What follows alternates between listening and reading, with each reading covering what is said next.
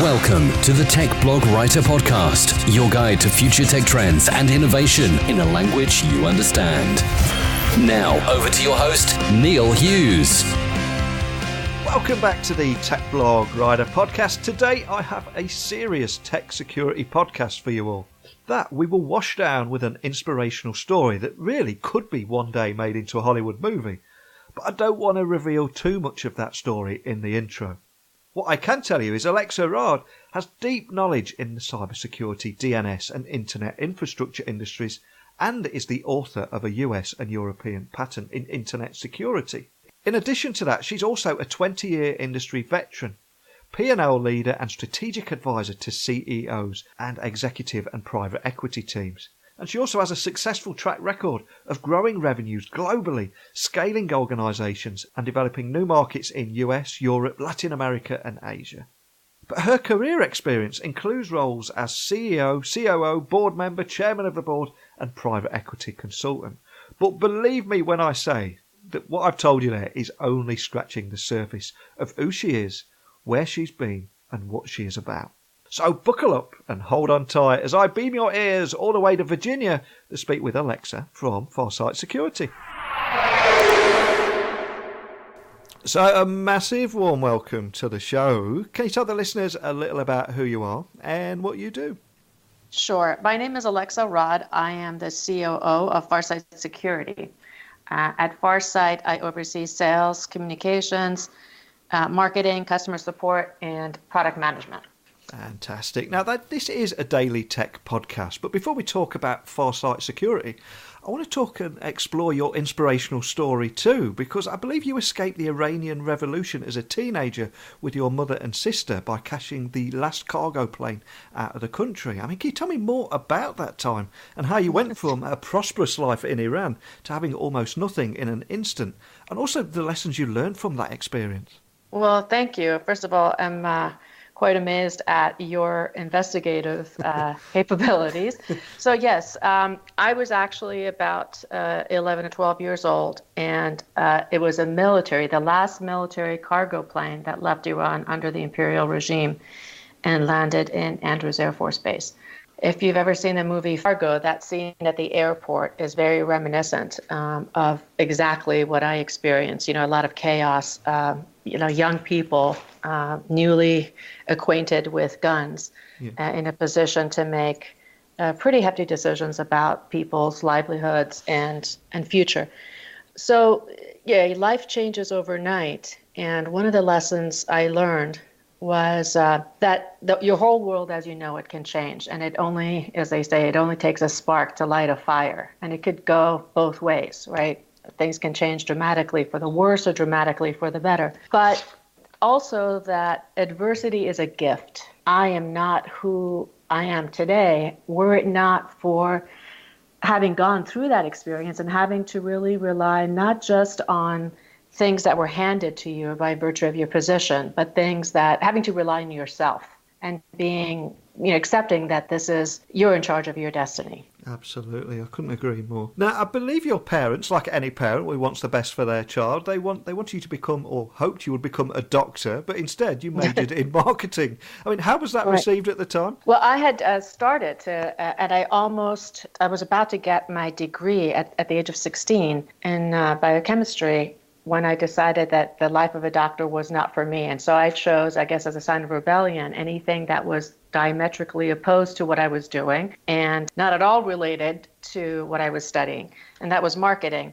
And my parents were opposed precisely because of the immigrant experience we had. In other words, my dad believed that the world always needs more doctors, more marketers, maybe not so much. So the dawn of the internet, though, of course, helped you discover and unlock your passion for technology. So can you tell me more about that journey to both tech and the C-suite? It's inspirational what you've been through here. Well, thank you. I think, again, it was coming from where I had come from and what I had experienced. In the past, the only advantage you had was by virtue of what class you were born in, what advantages that gave to you.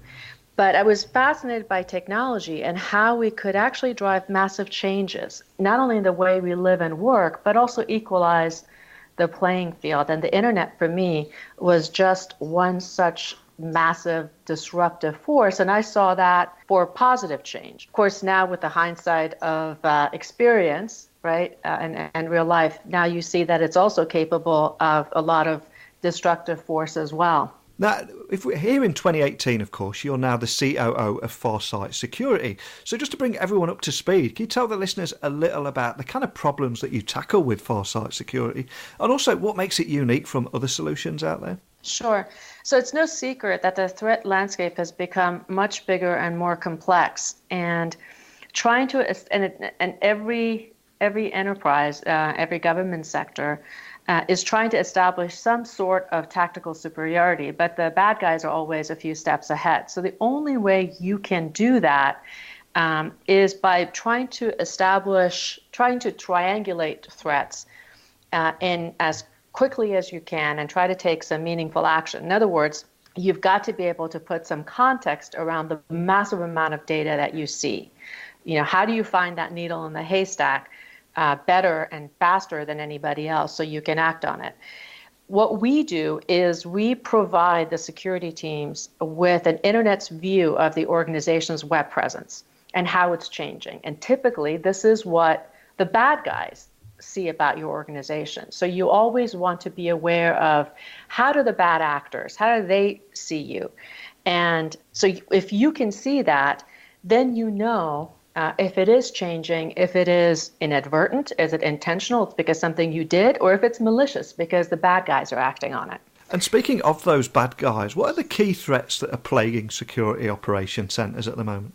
So some of the key threats are the same ones that we've been talking about. So you've got the bring your own devices to work, the increasing attack vector, right? So lots of other devices. It's hard to actually get a grip on what are your data assets, what are your devices.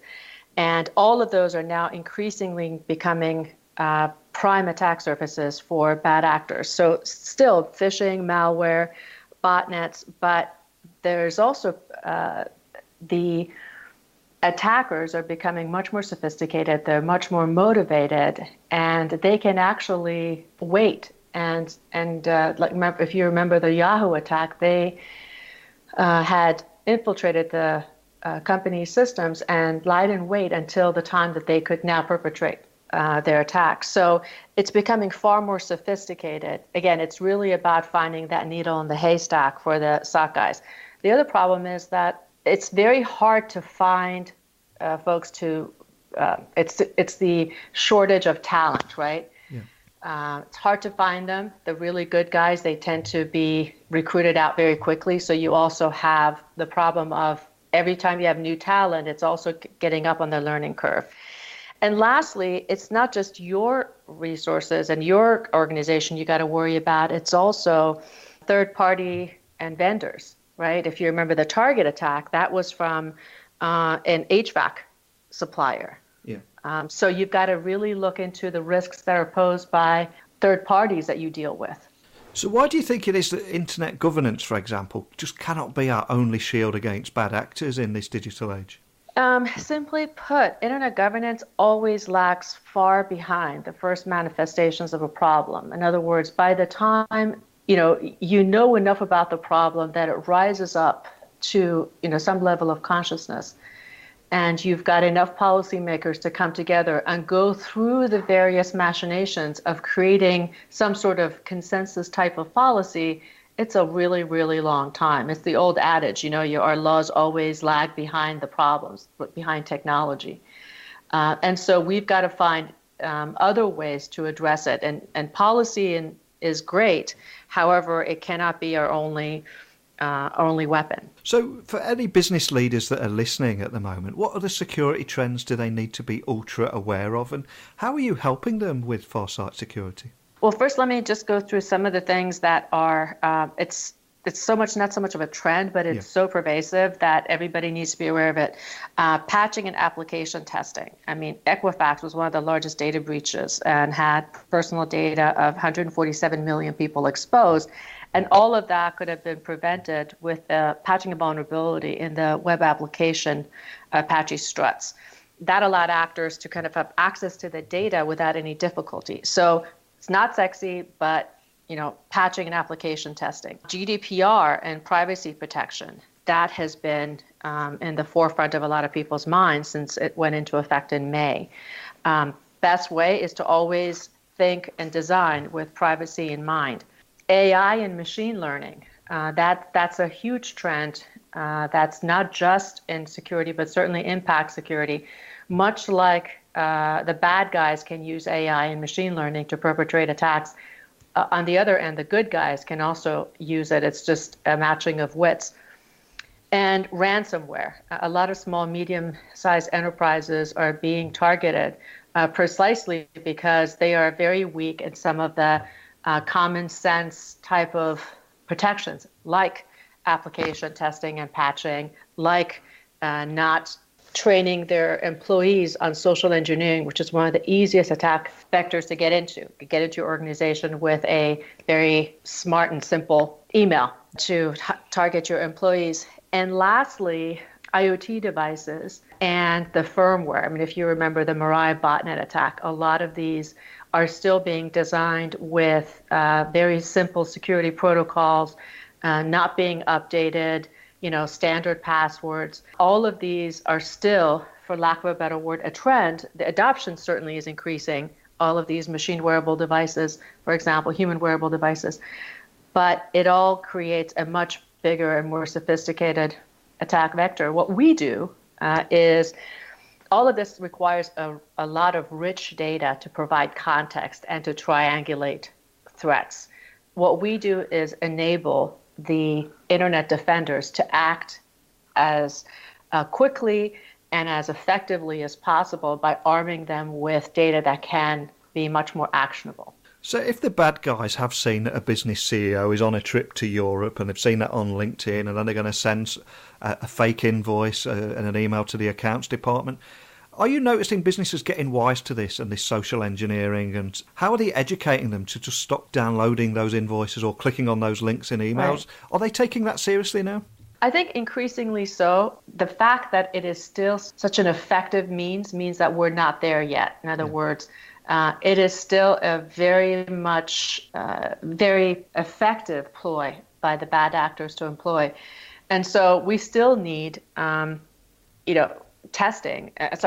education of employees to be very wary of emails that they receive. And in fact, the bad actors have become so good at watching social media, watching what happens, and crafting emails with exact signatures, with very detailed information that you'd almost have to be in the know to be able to replicate. So it's making the job of education a constant theme in the company, not just not just education, but also giving the employees an ability to alert the rest of the company, particularly the security staff, if they see something like this. So education in and of itself is not enough. You have to give them a means to do something with the information that they receive. And in a former life, I did have a bit of an IT background, and something that I often used to see was business leaders not authorising downtime, so those essential patches and maintenance can be applied because of the nervousness around these key business applications. Is that something that, again, that people are taking seriously, or businesses are taking seriously and forcing the issue now because of the security risks? I think the big, like the Equifax one that I just mentioned, right? Such a huge data breach, and the way that data breach came to happen, which was it could have so easily been prevented by just patching vulnerable software. That points to the fact that even today, and even in large, sophisticated organizations, which have so much to lose in terms of a data breach, that is still an issue. Certainly we've passed the point where it is no longer if it's going to happen. It is now a question of when it happens to you. But we're also at a point where we've got to look at sort of the low-hanging fruit, the easy stuff. Having sophisticated tools and platforms certainly help, but what also really helps a lot are the simple things, like making sure, as you said, to patch, look at what kind of applications you have, make sure you test them. always be looking out for patching any kind of vulnerable applications and making sure that you do them on a timely basis. That's just good, security hygiene. So we're reaching the end of 2018 now. We're starting to look at another year and all the possibilities ahead. So what's next for both yourself and Farsight Security? Well, we pride ourselves on the value of our data, the timeliness, the richness, and the depth of our data. And all of the things, all the trends that I just mentioned are the very same things for which we think we're very well poised to help our customers. So for us, it's really an all-out effort all the time to make sure that we keep up the value that we bring in terms of our data. Our data is both historical and real-time, and a lot of the things that you have to do to respond to a threat requires both acting in the here and now, but also having the historical context to know what you're dealing with. For me, the effort is to lead my team to profitably grow Farsight so that we can become an indispensable tool for our current customers and also help attract new customers. Fantastic. Well, a huge thank you for coming on today. Before I do let you go, could I just ask that you remind the listeners of where they can find you guys online, and also maybe contact a member of your team if they've got any questions after listening to our conversation today? Yes, thank you. And it was a pleasure to be on your show today. They can reach us on the web at www.farsightsecurity.com, and they can reach us at info@farsightsecurity.com. Fantastic. Well, once again, like we said at the very beginning of the show, you said that adversity is a gift, and I couldn't agree more with you there, because it shapes us and drives us and helps us on our journey. But I also love how you've got where you are today, everything that you've achieved, and also what you're doing with Farsight Security. It's so important. So, but a big thank you for coming on today and sharing that story with me. Thank you. Thank you. As I'm recording this outro, my Amazon Echo device has been going nuts every time I said the word Alexa. Oh, there she goes again. I'm kicking myself that I never asked today's guest if she's got an Amazon Echo and if she has suffered a life of torment ever since she brought one. Of course, yes, she could have changed the name to Echo or Computer, but there's no fun in that. Sorry, I digress there. But what a great story. As she was sharing that with me, all I could think of was that tense finale in the Argo movie. What an inspirational journey she's been on. And I just love her philosophy there, that adversity is actually a gift. And of course, I love what she's doing at Farsight Security too. And I'm sure wherever you're listening and wherever you work, you've encountered them same issues of social engineered attacks that result in somebody clicking on that rogue link or downloading an attachment. So education is just as important as the tech solution itself. But I'd love to hear from you all listening. What are your thoughts of today's story? Where do you listen to the show? Your opinion on anything at all. I'm here for you all with a friendly ear. And I'm approachable, so you can reach me via email, techblogwriter@outlook.com, tweet me at Neil C. Hughes, or my website, techblogwriter.co.uk. And if you've just finished this episode and bracing yourself as you enter the office for another day, it's time to put your game face on now. So I'll leave you to it. You can do this, and meet me tomorrow, same time, same place, and we'll do it all again. But until next time, don't be a stranger. Thanks for listening to the Tech Blog Writer Podcast. Until next time, remember, technology is best when it brings people together.